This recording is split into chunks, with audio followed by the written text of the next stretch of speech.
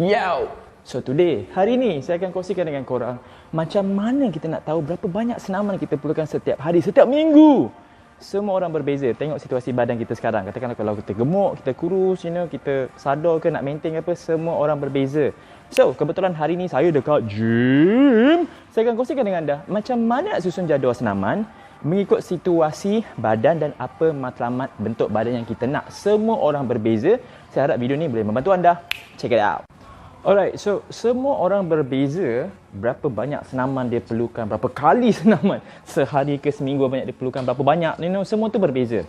Now, semuanya bergantung kepada apa situasi badan dan keadaan kita sekarang ni. Contoh, kalau kita gemuk, senaman yang kita buat berbeza dengan orang yang kurus mengikut matlamat mereka. Kalau you gemuk and then you nak ada six pack, you nak sadar, you kena buat step by step. And then kalau you kurus, you nak sadar ke apa, there's also a step by step. Dan ini juga bergantung kepada situasi keadaan kita. Contoh, kalau kita busy, kita sibuk, kita mungkin tidak boleh bersenam sebanyak yang kita perlukan. Kalau katakan kita tak busy, tak sibuk langsung, kerja banyak duduk je. So yes, kita kena bersenam hari-hari. Alright, so hari ni, apa yang saya nak beritahu korang, katakanlah kalau you guys ni seorang yang obes. Matlamat korang, kalau korang nak kuruskan badan, atau nak fitkan badan, atau nak cergas, ada muscle sikit. Nah, kalau kita gemuk, apa yang korang you kena buat? Sebelum you ada muscle, ini kita gemuk, korang kena fitkan badan dulu. Lepas tu korang boleh sadar. Nah, senaman yang orang gemuk perlukan adalah korang kena pilih senaman untuk lose weight, fat tu dulu. Korang kena lakukan senaman untuk kurangkan berat lemak badan. Kemudian korang kena lakukan step seterusnya, lakukan senaman untuk kuatkan badan. Sebab bila korang dah gemuk, lepas tu korang nak fitkan badan, korang kena losekan semua weight tu dahulu. Step yang pertama.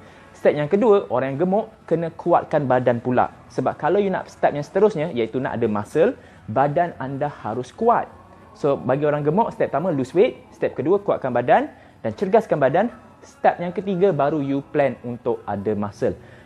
Ikut turutan step-step ni. Sebab kalau daripada gemuk korang nak terus ada muscle, takkan boleh kalau you tak lose you punya overweight tu, fat tu, dan you tak, badan you tak kuat dan cergas. Sebab hanya badan yang kuat dan cergas saja boleh maintain muscle lebih lama. So korang kena ikut step by step ni. Katakanlah bagi mereka yang kurus, korang nak sadar pula. Kurus ni, apa yang korang kena buat? Korang kena terus kuatkan badan dan cergaskan badan korang. Sebab korang tak ada lemak. So in a way, korang kena kuatkan badan korang, cergaskan badan supaya badan korang akan memaksa diri korang, memaksa semua muscle korang untuk mengambil lebih banyak sumber makanan supaya muscle tu boleh membesar. Kesilapan yang banyak orang kurus buat, dia terus nak build muscle tanpa pasang matlamat untuk cergaskan badan ataupun kuatkan badan. So you guys kena ada matlamat step by step ni. So orang kurus, sihatkan badan, cergaskan badan, baru you aim untuk ada muscle. Now, berbeza pula dengan orang yang kurus dan ada perut boncit. Now, masalah orang yang kurus dan perut boncit ni adalah di mana sama ada badan yang tak cukup kuat ataupun amalan pemakanan tak sihat. So, antara kedua-dua ni lah. Nah, walaupun you dah fit, you dah cergas. Oh, saya dah cergas, saya dah kuat, saya dah lakukan selamat. Tapi masih berperut boncit. So, berbeza dengan orang yang kurus dan orang yang gemuk, orang yang berperut boncit ni masalahnya berbeza sikit. Macam mana senaman yang korang perlukan? Masalah yang orang perut boncit ni hadapi bukannya sebab kurang senaman, tapi salah pilih aturan senaman. Nah, kalau kita betul-betul nak buang perut boncit, tak nak langsung ada lemak dekat perut kita. Korang kena kuatkan seluruh badan daripada upper body ke lower body. Kesilapan yang banyak orang buat kan, bahagian kaki ni tak nak train langsung. So, jangan macam tu guys. So, kita kena train seluruh badan kita. Nah, orang yang berperut boncit, apa yang korang kena buat? Korang kena kuatkan upper body dan lower body serentak. Dan juga pada masa yang sama, pemakanan tolonglah jaga. Kurus, gemuk, perut boncit, semua sama. Pemakanan korang kena jaga. Kalau pasal pemakanan, nanti kita borak. Kita buat pasal senaman je hari ni. Alright. So, mari kita borak. Berapa kali senaman kita kena buat seminggu sehari kan? Nah, bergantung. Katakanlah kalau kita ni seorang yang sangat busy. Kerja kita busy sangat. Tapi kerja kita bukannya busy bergerak. Busy duduk diam dalam office. Kalau kita busy duduk diam dalam office, untuk beginner, apa yang kita kena buat? Cuba cari satu hari dalam 15 ke 10 minit untuk bersenam menggerakkan seluruh badan. Kenapa ini penting? Kenapa kalau orang yang busy tapi kerja dia duduk je, dia kena bersenam setiap hari? Sebab seharian korang duduk je. So muscle tak bergerak, muscle tak aktif. So cuba luangkan masa sehari 10 ke 15 minit paling kurang lakukan senaman. Apa saja senaman yang korang boleh buat? cuba lakukannya. Kalau korang tak tahu apa-apa senaman, check out video live saya dekat Facebook page cara kempiskan perut paling mudah. Setiap hari pukul 7 pagi. Hari-hari saya buat live video senaman. Atau boleh check out je YouTube channel saya. Alright? So for bagi yang busy, kerja duduk banyak duduk diam, cuba bersenam dalam sehari 15 minit ke 10 minit. Bagi mereka yang busy tapi banyak bergerak, banyak berdiri, banyak berjalan. Korang ni memang banyak gunakan tenaga. For beginner, korang bersenam. Bagi orang yang macam tu, cuba bersenam dalam seminggu 3 ke 4 kali dah cukup. Berapa lama korang kena bersenam? Saya rasa 15 minit, 10 minit dah cukup. Alright, bagi for beginner. Okay. Now, bagi mereka yang mungkin, tak banyak kerja, and then banyak duduk diam je. Cubalah usaha satu hari tu setengah jam, 45 minit atau 1 jam. Sebab korang memang tak banyak bergerak. Lepas tu korang tak memerlukan, kerjanya otak, duduk diam, relax je. Nah, orang-orang macam ni kebanyakannya mungkin student yang tengah cuti, atau tengah cuti ke memang tengah, tak ada apa-apa, duduk rumah je kan, atau main handphone, main game je. So, apa salahnya bersenam setiap hari dalam setengah jam ke 45 minit. Sebab banyak masa yang korang perlukan untuk bersenam bergantung kepada situasi badan, situasi keadaan korang. Kalau you busy, banyak kerja, sikit tak apa sebab korang dah banyak keluarkan tenaga. Kalau you guys busy tapi kerja duduk je, bersenam hari-hari. Kalau you tak busy langsung duduk je, okey, hari-hari bersenam lama sikit. Alright, so next step. Berapa repetition, berapa set senaman patut kita buat? Step senaman yang kita lakukan lah. So macam mana nak tahu? Ada orang tanya saya soalan ni selalu, coach, berapa set repetition saya kena buat? Berapa reps saya kena buat? Perlukah saya buat 10 macam coach? Perlukah saya buat 20? Alright, so macam nak tentukan berapa banyak repetition dan set yang kita perlukan adalah cuba lakukan senaman yang korang nak buat tu. Cuba buat 10 kali, 20 kali. Berapa kali korang rasa lenguh? Buat senaman tu sampai lenguh. Kalau korang rasa lenguh, next set cuba tambah lagi. Contoh banyak orang tanya saya, coach, saya nak buat senaman ni 10 repetition.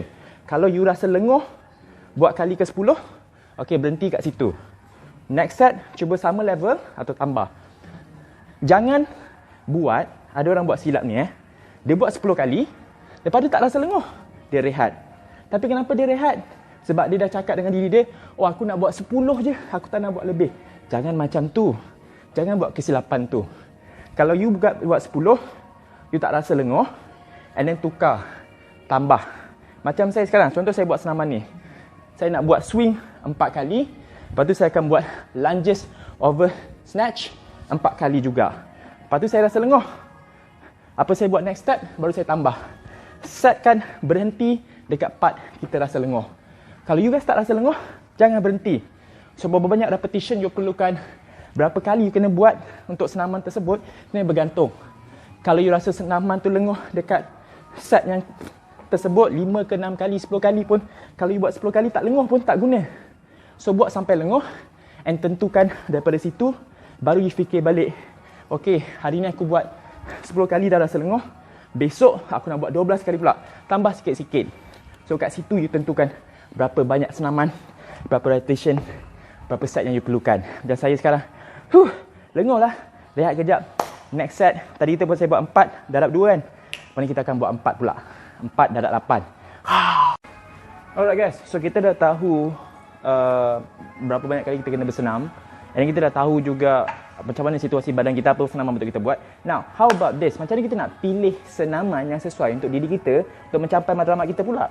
Nah, contoh tadi saya dah cakap pasal kalau orang gemuk, orang obes semua, you kena lose weight dulu. Lepas tu you kena dapatkan kekuatan, lepas tu you boleh pergi next step kan, seterusnya. Sama macam orang kurus kan. So, apa senaman yang korang kena buat? Nah, banyak orang salah pilih senaman. So, itu masalah dia. Nah, bila you nak lose weight, katakan you gemuk, you lose weight. Apa yang you lakukan? Lakukan senaman untuk lose weight. Lakukan banyak senaman yang melibatkan cardiovascular. Melibatkan, bukannya hanya fokus kepada cardiovascular. Kesilapan yang banyak orang gemuk atau obes lakukan adalah hanya fokus kepada cardiovascular sahaja. Jangan pilih itu je. You pilih senaman yang melibatkan cardiovascular. Contoh macam HIIT training, Tabata. Ini adalah senaman-senaman yang melibatkan resistance training, pada masa sama endurance dan juga you punya cardiovascular. So it's really good. Ini antara pergerakan yang boleh bantu you untuk lose weight lebih banyak. Now, banyak orang nak bina muscle dan bakar lemak serentak. Boleh. Tapi kesilapan yang banyak orang buat adalah terbabas ataupun terlalai. Nah, bagi mereka yang menonton video ni, saya sarankan cuba fokus satu persatu. Contoh bila orang nak lose weight, orang gemuk nak lose weight, kebanyakan kenapa kita macam statik, berat satu tempat. Contoh kita dah turunkan berat badan, tiba-tiba statik, tak bergerak. Adalah sebab kita masih stay dekat tempat yang sama. So tadi saya ada beritahu level apa yang you patut buat. Nah, bila you nak lose weight, Level seterusnya untuk lose weight adalah kekuatan. Bina kekuatan, kecergasan. Contoh you dah lose weight, tiba-tiba you nampak berat you static kat situ. What's the next step? Cuba untuk bina kekuatan pula, kecergasan. You akan perasan you punya weight makin turun lagi. Lepas tu tiba-tiba start lagi sekali. Lepas dah bina kekuatan dengan strength, next level, bina muscle pula. So you have to do step by step. Sama juga macam orang yang kurus. You nak besarkan badan. Nah, bila first step you kena buat, bukannya terus besarkan badan. No, jangan. Kuatkan badan korang dulu. Sebab muscle tu takkan ada, takkan boleh stay lama kalau badan korang tak kuat. Dan kalau korang nak tahu perbezaan antara senaman untuk bina muscle dan juga bakar lemak, nanti saya akan sediakan satu link dekat bawah video ni. Sebab sebelum ni saya ada buat satu video yang menunjukkan senaman, apa beza senaman tu bakar lemak dan bina muscle. So I'm gonna put it down here, nanti korang check out. Okay guys, now the next one, apa yang korang kena buat pula. Korang dah tahu dah next level apa korang kena buat. Korang dah tahu dah berapa kali korang kena bersenam. Korang dah tahu semua tu pula. Now, macam mana kita nak tentukan jadual senaman kita? Macam kita nak buat jadual senaman kita pula. Now, guys, banyak orang lakukan kesilapan ni di mana salah menentukan waktu senaman kita. Ada orang fikir, oh aku kena bersenam waktu pagi je, kena bersenam waktu malam je. Oh aku kena bersenam waktu tu je, tak ada waktu lain yang boleh bersenam.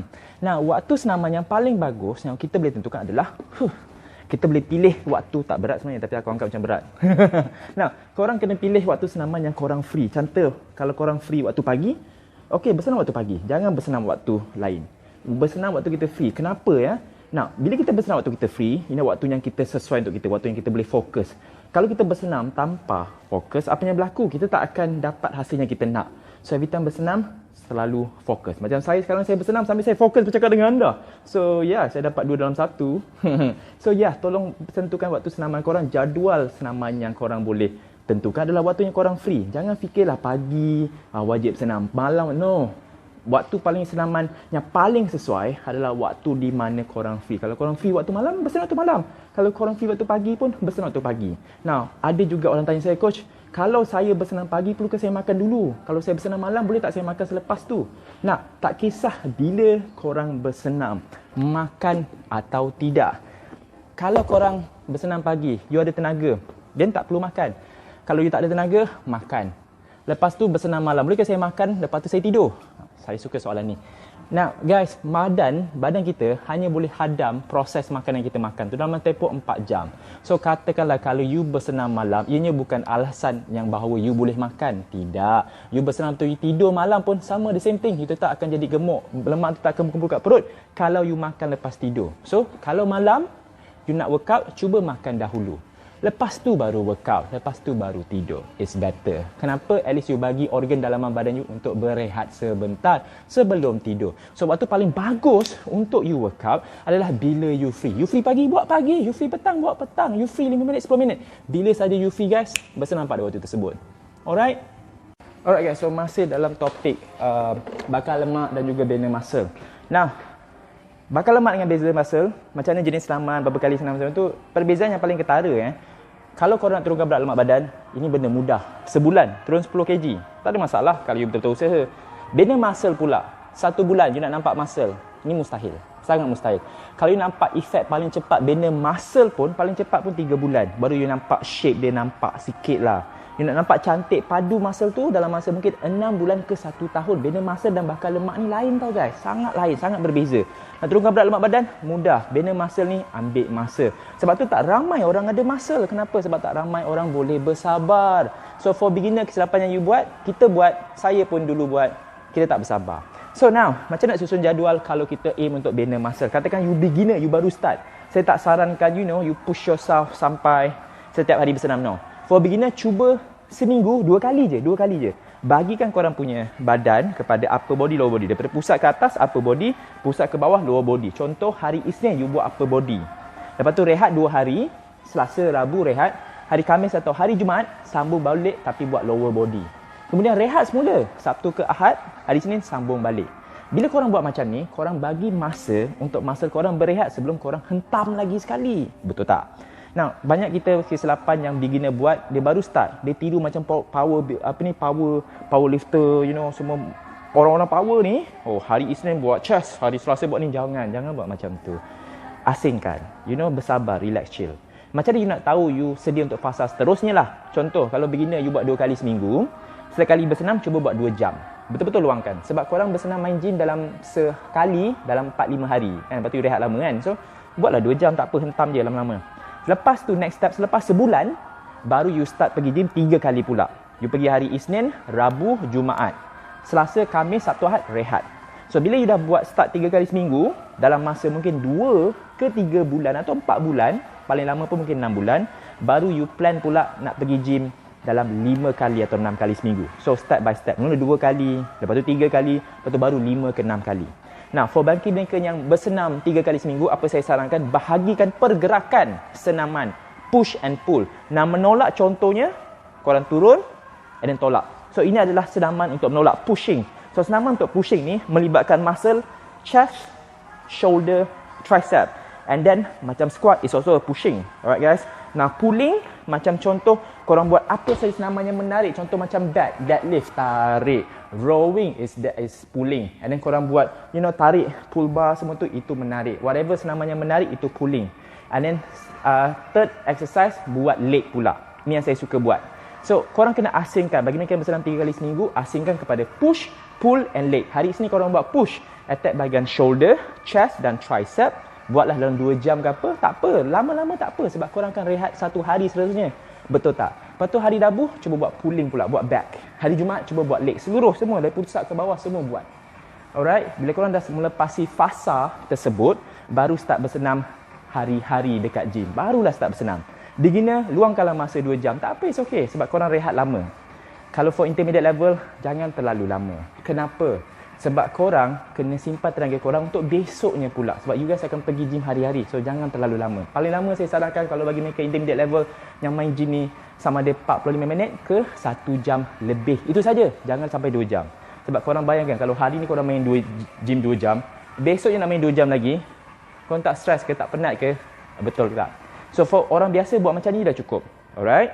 Nah, bagi mereka yang dah power, mungkin power, korang ni masuk, competition bodybuilding ke apa, korang masuk, powerlifting competition, whatever, crossfit ke apa, ini baru you start bersenam hari-hari sampai 2-3 jam. Kenapa? Sebab this is your job, this is your passion.